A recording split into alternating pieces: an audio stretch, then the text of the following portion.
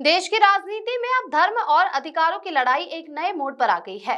आम आदमी पार्टी के दिग्गज नेता और राज्यसभा सांसद संजय सिंह ने केंद्र सरकार पर सीधा हमला बोला है। मुद्दा है देश के सर्वोच्च धर्मगुरु शंकराचार्य जी का अपमान। संजय सिंह ने उन लोगों पर तंज कसा है जो अपनी डिग्रियों के सवाल पर चुप रहते हैं, लेकिन आज शंकराचार्य की योग्यता पर सवाल उठा रहे हैं। संजय सिंह ने दो टूक कहा है कि जो लोग खुद अपनी डिग्रियां नहीं दिखा पाए, वे आज जगत गुरु शंकराचार्य जी से शंकराचार्य होने का सर्टिफिकेट मांग रहे हैं।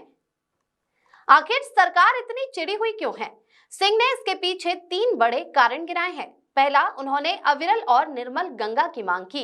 दूसरा, उन्होंने देश में गौ हत्या पर पूर्ण रोक लगाने की आवाज उठाई। तीसरा और सबसे अहम, उन्होंने कुंभ के दौरान हुई बेगुनाहों की मौत पर सरकार की जवाबदेही तय करने का सवाल किया।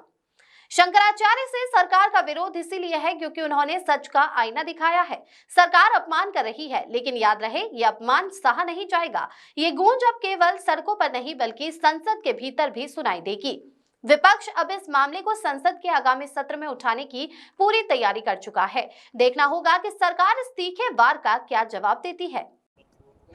इतना बड़ा दुर्भाग्यपूर्ण मामला है कि शंकराचार्य जी से शंकराचार्य होने का प्रमाण मांगा जा रहा है। जो लोग आज तक अपनी डिग्री नहीं दिखा पाए, वो शंकराचार्य जी से शंकराचार्य होने का प्रमाण मांग रहे हैं।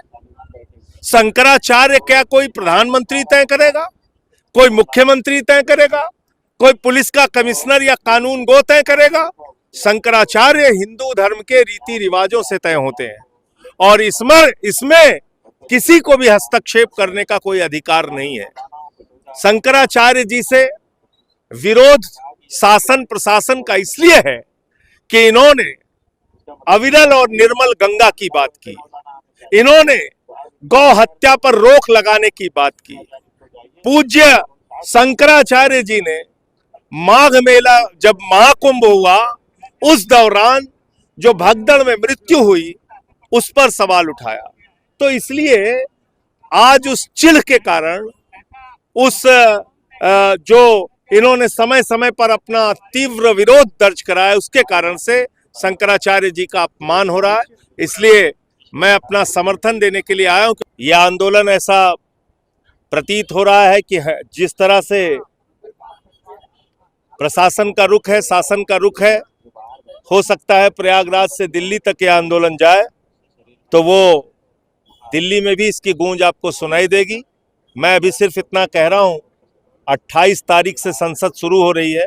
संसद में इस मामले की गूंज आपको सुनाई पड़ेगी।